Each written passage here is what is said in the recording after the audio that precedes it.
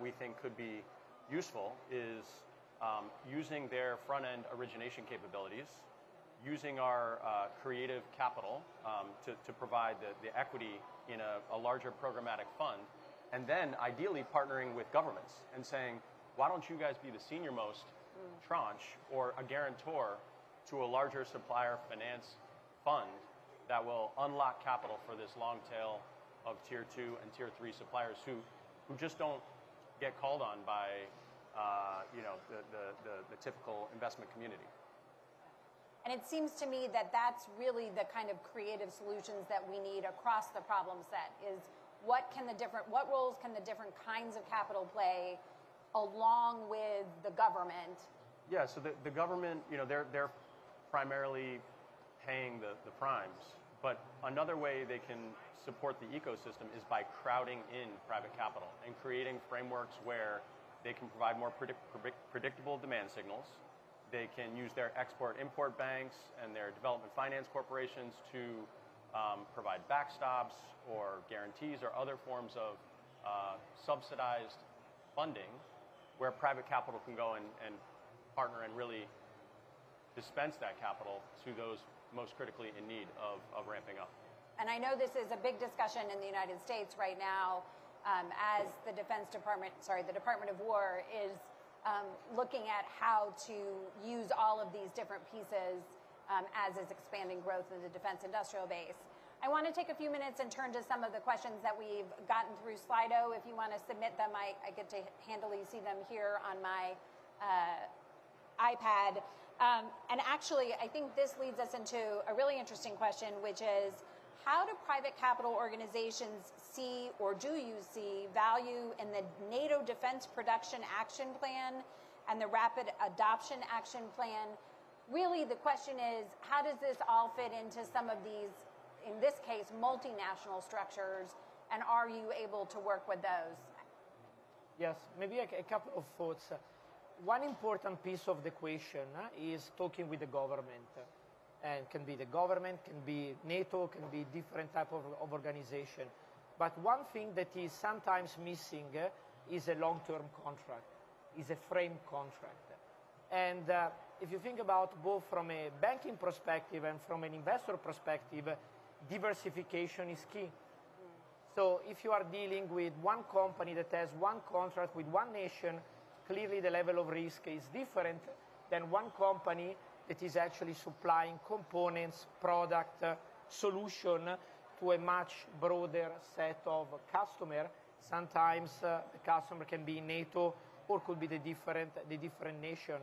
So what I think is going to be very important is really creating this dialogue with government, making sure they understand that for companies to invest and for financial institutions to invest and to support this growth, what is needed is long-term contracts, diversification, is really not a short-term but a long-term plan and commitment.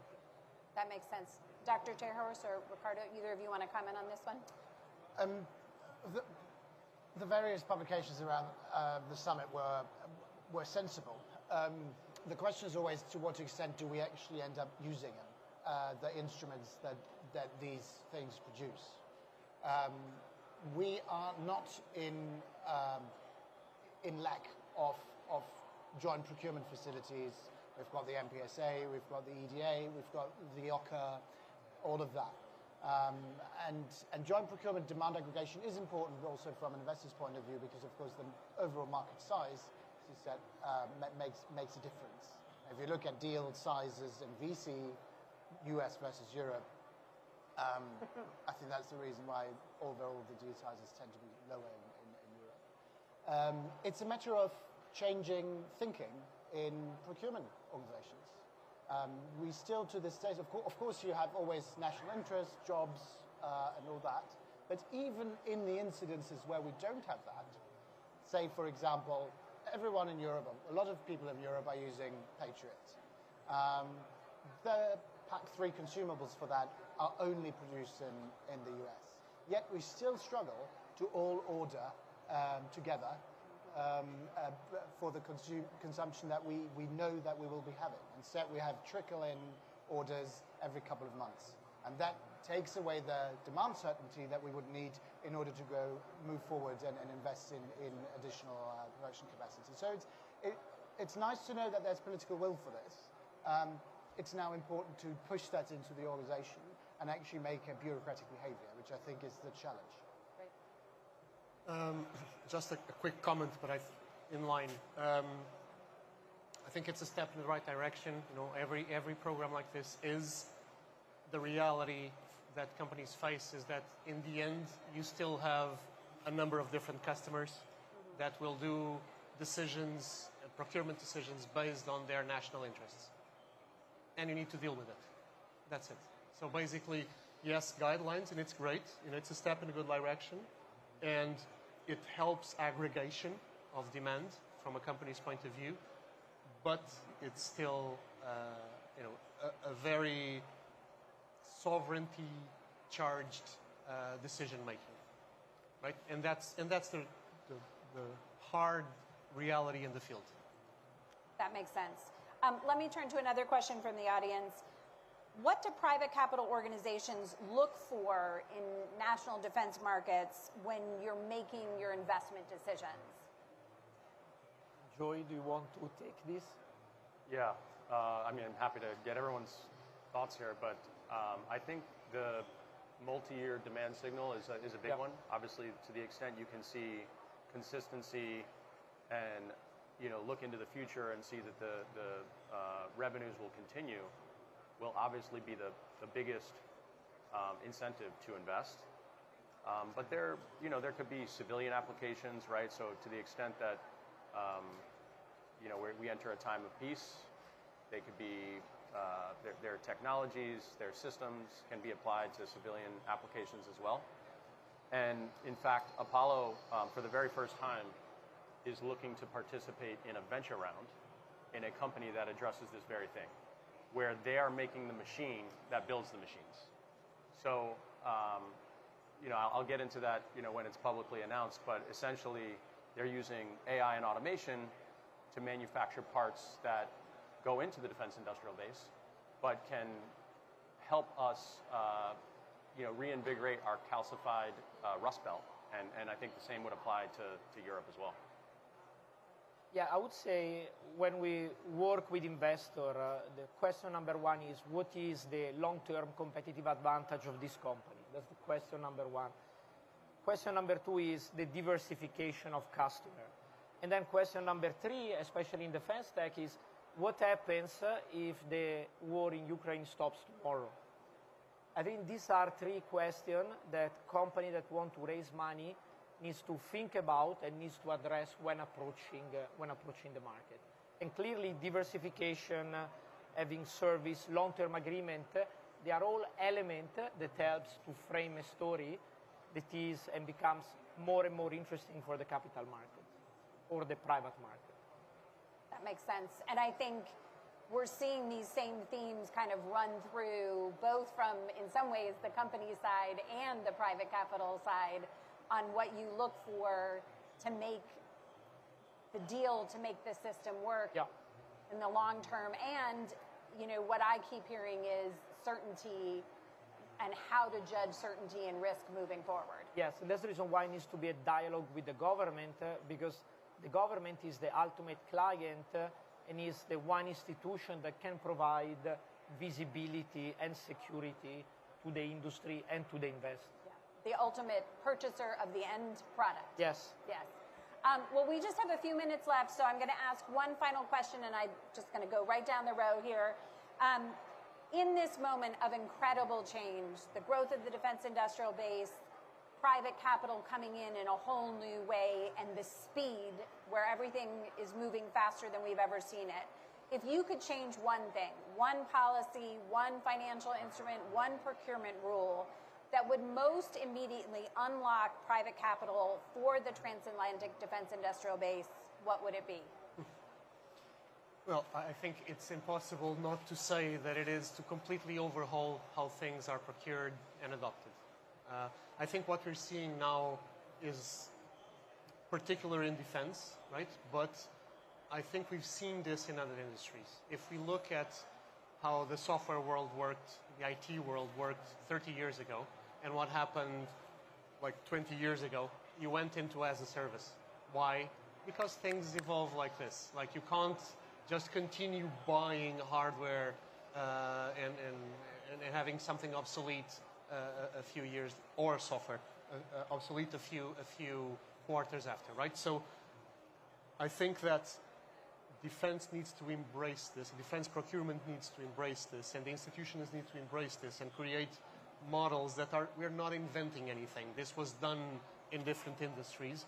Obviously, there's differences because you are in a sovereignty charge environment and there are lives at risk, but so there were in other industries. So I think that will unlock longer-term partnerships, even as the specific products and services keep evolving.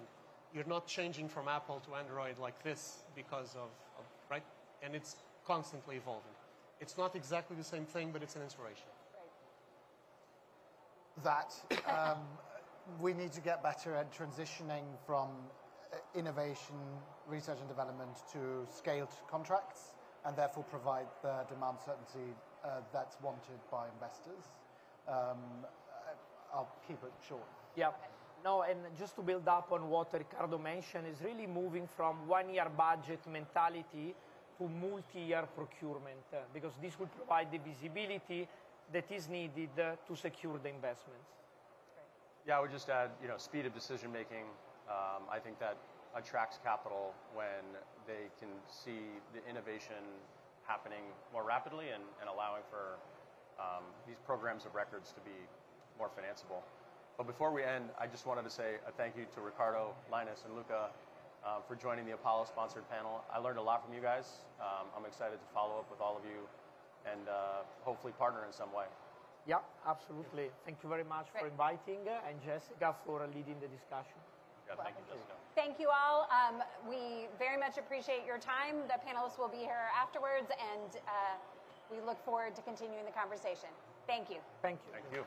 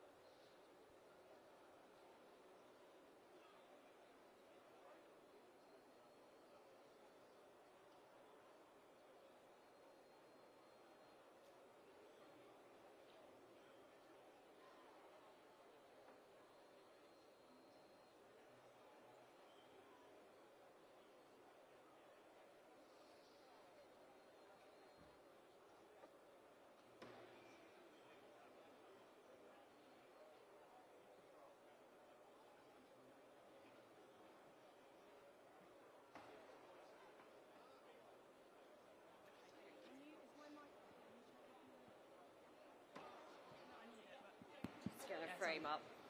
Ladies and gentlemen, please take your seats. The session is about to start. Thank you.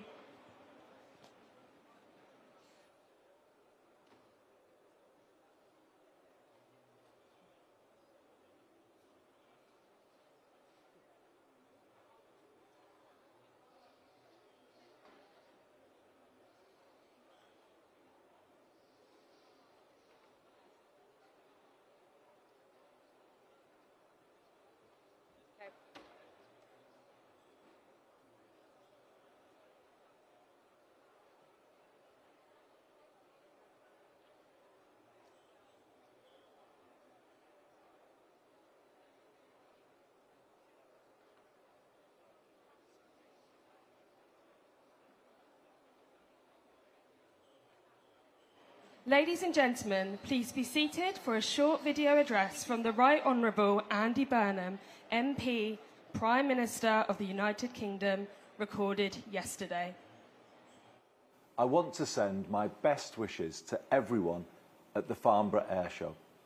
And right from the off, let me give special thanks to the Royal Air Force for the vital role they play in our national security. I know what a big deal this event is, truly I do, and I'm so sorry I can't be with you. but I want to tell you about what I think we can achieve together. You might have heard me say that I am determined to deliver the biggest changes this country has seen in 40 years. At the heart of that, we are going to reindustrialise this nation and create the jobs and opportunities people desperately want to see. But we can't do that on our own.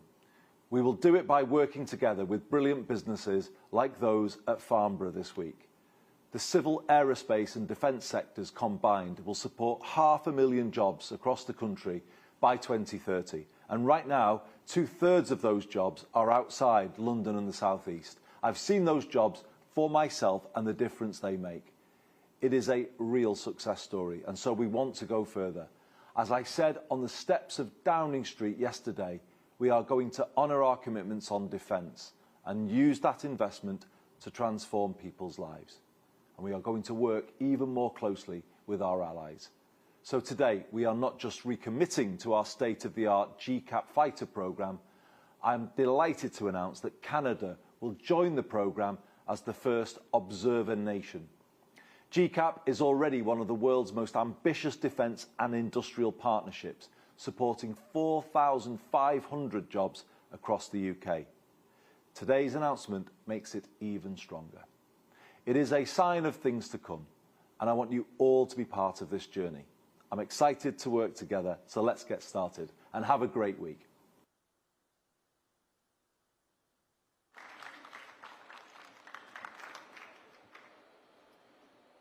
Thank you, Prime Minister, and good morning, ladies and gentlemen. Welcome to Day 3 of Farnborough International Air Show. It's been quite a week so far, filled with fantastic air displays, great deals, and even more shoe leather worn out than perhaps ever before as we've expanded in size over the last couple of years. Farnborough is, as ever, the place to be at times of change. We are the birthplace of British aviation, the home to the world's premier air show, and the first outing for our keynote speaker today in his new role. They do say that in the first few days in a new job are the perfect time to make a good impression. It is time to hit the ground running. Given our current geopolitical environment, with 2 regional conflicts, aggressors in the east, the need to deliver on the defence industrial strategy and the Defence Investment Plan, there has perhaps never been a more important time for the Ministry of Defence.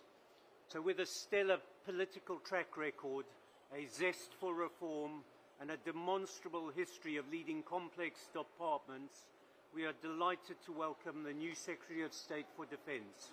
We look forward to working with him in the future, and of course thank him for taking time to join us today, which must be one of the busiest diaries in Whitehall. Please join me in welcoming the Right Honourable Wes Streeting MP, Secretary of State for Defence. Welcome, Secretary. Kevin, thank you very much for that introduction, and I'm sure you will all understand why perhaps the Prime Minister couldn't be here this particular week. I've no doubt we'll be seeing him here in future years, but I hope you've just got a glimpse there from that video message. What an opportunity we have with this Prime Minister and this Chancellor. They both understand defence, they understand the immediate pressures and priorities that defence are facing, but they also understand the enormous contribution that defence can make to the Prime Minister's vision for this country in terms of jobs, growth in every postcode, and reindustrialisation. I'm going to touch on much of that in my speech to you today. Of course, in most jobs, on day 2, you've been given your password logins, you found the bathrooms, you know your way around the building. You're not normally delivering keynote speeches or indeed taking questions from the media, as I'll be doing shortly after. But this is a job like no other, and it is an enormous privilege for me to serve as Secretary of State for Defence. It's been almost a decade since I first came to Farnborough. Things were quite different back then. Theresa May was Prime Minister. nobody really knew what AI was, and I didn't have a single grey hair. Some things have not changed since then. That palpable sense of being at the cutting edge of innovation is just as strong today as it was then. To look back on the history of Farnborough is to trace some of the most profound advances in engineering. It reminds us that making aircraft is something Britain has done for a very long time and still does exceptionally well today. For more than a century, our nation has fused the ingenuity of industry with the courage of those who serve. It has powered our economy, redefined technology, and in our darkest hours, kept our nation secure and free. That partnership has been the foundation of British air power. In the conflicts of the past, no enemy we faced could even hope to challenge us in the sky. That is a privilege we no longer enjoy. State-on-state competition has returned on a scale not seen for a generation. Technology has advanced at a rate unlike anything seen by any generation. In Ukraine, we see the consequences of neither side achieving air supremacy, north of 1 million casualties on a front line that has barely shifted in years. In the Middle East, we see that even where air supremacy is achieved, it is still relatively easy and cheap for the other side to wreak havoc across an entire region with consequences felt across the globe. The skies today are increasingly contested, complex, and lethal. Air dominance is not a given. It is not a right. But our defence investment plan will ensure that we earn it once again. I know that the months leading up to the dip weren't easy for many of you in this room and beyond. I thank you on behalf of the government for persevering. With the plan now published, I'm relying on all of you to make it a success. The first duty of any government is to keep our country safe. That is a duty the Prime Minister and I treat with the utmost seriousness. My job as Secretary of State is to maximise our deterrence and ensure that should deterrence fail, we have the capability to fight and to win. That means investment. President Trump has called on Europe to carry a greater share of the burden for our own defence, and he is right to do so.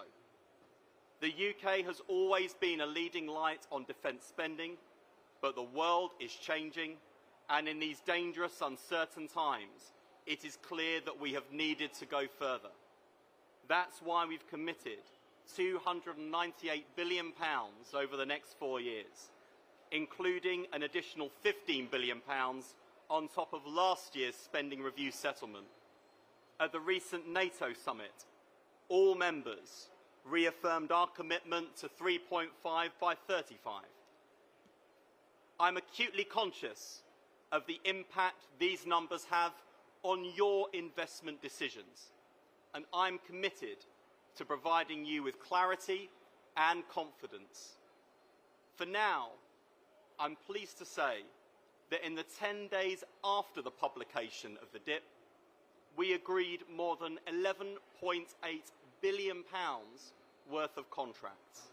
Defence is up and flying again. But investment is only one side of the coin, because while we will always back our brave men and women who serve, ensuring they have the resources and the kit that they need, we also owe it to them and to the whole country to ensure that every penny is spent wisely. Modernisation without investment is impractical, but investment without modernisation is irresponsible. When I was Health Secretary, we secured billions of pounds more in investment for our NHS. But we also embarked on a bold programme of reform and modernisation to ensure that we were maximising value for money and cutting waste. The results we achieved in a relatively short space of time, the biggest reduction in waiting times in 17 years, 5 million additional appointments in the first year alone, only happened because we brought these two things together. This is the mantra I will now follow as Defence Secretary. This is how we make ourselves fit to face the future. How we will continue to be a strong, dependable ally to our friends abroad, and how we will be an engine of growth and jobs here at home. And today I want to speak about what that looks like. Typhoon remains an indispensable instrument of our national security. The more than £1 billion we're investing to upgrade the fleet will ensure that remains the case into the 2040s. But long gone are the days of crude platforms holding their own in the sky. That process of transformation is now well underway. Last week, we announced our new collaborative combat air programme, Stormfighter. With the advent of CCAs and their integration with crude platforms like the Typhoon, we will make the RAF Europe's first sixth-generation air force. These uncrewed, autonomous fighter jets will provide us with eyes and ears, carry missiles, and confuse the enemy. 5 at a time, and 500 miles ahead of the Typhoon pilots controlling them. But crucially, at a fifth of the price of that aircraft. And I can announce today that our ambition is to get a demonstrator CCA flying in the air next year and have Stormfighter operational by the end of the decade. This project will support 2,000 jobs when the full production line is up and running. Globally, the CCA sector is projected to be valued at more than £125 billion to 2050. This is a sector in which I expect the UK to excel. Just this morning, we saw a British company, BAE, launch their sovereign CCA programme. This signals the enormous opportunity on offer in advantage, jobs and exports. If we're to meet that potential, then we need to do things differently. We've just upgraded our Typhoons with a new precision weapon system that can defeat drones at a fraction of the price of the missiles currently used. From start to finish, the process took just 42 days. This is a mark of where we need to be. That means changing the way we do business. And working with the Defence Industrial Joint Council, I will direct my department to take a new approach to risk. Not every decision will come off, but that's the price of moving at the pace of modern warfare, where delay and inaction pose the greater threat. All this matters because what we're building now, an integrated system of crewed and autonomous platforms, provides us with the bridge to our sixth-generation fighter system. The £8.6 billion pledged to GCAP in the Defence Investment Plan is a sure expression of our commitment, as you heard from the Prime Minister just a moment ago. And in a display of our intent to increase international collaboration, yesterday, alongside our partners from Italy and Japan, I was pleased to welcome Canada as an observer to the programme. GCAP means air dominance. Our nation needs it. This government is backing it. The wider Future Combat Air System will likewise enjoy our fullest support. Today we have over 4,500 people working across the UK, building a fully integrated combat air system. GCAP, uncrewed platforms, advanced weapons, sensors, and secure data networks. The FCAS programme is a fantastic source of good jobs and apprenticeships. We also have some of our finest minds working on the frontier of the most advanced technologies. The potential, not just for our security, but as history shows, for our society and our economy too, is enormous. And today, I'm pleased to confirm we put pen to paper with BAE on a £708 million contract extension to advance their work on critical sovereign technologies. So what does all of this mean? In one word, jobs. The air sector alone employs 70,000 people in the UK. The Prime Minister has spoken passionately about his ambition to reindustrialise Britain. Defence is and will be at the forefront of that mission. We will be unapologetic about backing Britain, British ingenuity, British workers, communities in every corner of this great country. Defence will not just be a recipient of the proceeds of economic growth. It will be a central contributor to building that growth. A driver of prosperity in parts of the country that are crying out for the backing they need to make their contribution to the challenge of our time. It is not yet clear whether the 21st century will be defined by tyranny or freedom. But we need not let others define the answer to that question. Freedom is hard won and even harder preserved. We in Britain will not be bystanders in this contest. We know which side we are on, and we will give every part of our country the chance to play their part in ensuring that our values, freedom, democracy and peace not only win out, but endure.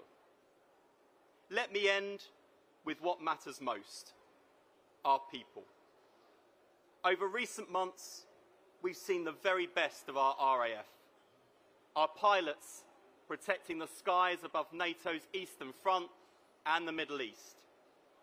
The A400 crew who flew 4,000 miles to save a single life on the most remote inhabited British overseas territory on Earth. And I have to say, as the Health Secretary at the time, that made me truly proud to be British and truly proud of what this country is capable of doing. The RAF regiment gunners who stood watch, engaging hundreds of drones with relentless dedication in the Middle East. The heli crews who helped seize a Russian Shadow Fleet vessel, and the P-8 crews who tracked Russian spy subs with precision and determination. Every time, without exception, when members of our RAF are called to act, they have not merely met the moment, they have risen far beyond it. We are now in the midst of one of the most profound changes in the history of air power. Never before have we been asked to travel so far in so little time. But we can. In times of our greatest peril, this country has shown itself capable of doing big things. We still can. We have stood tall on the world stage, steadfast in support of our allies. We still can. We have matched the courage of those who serve with the ingenuity of those who build. We still can. And together, we will do so again. Thank you very much. Thank you.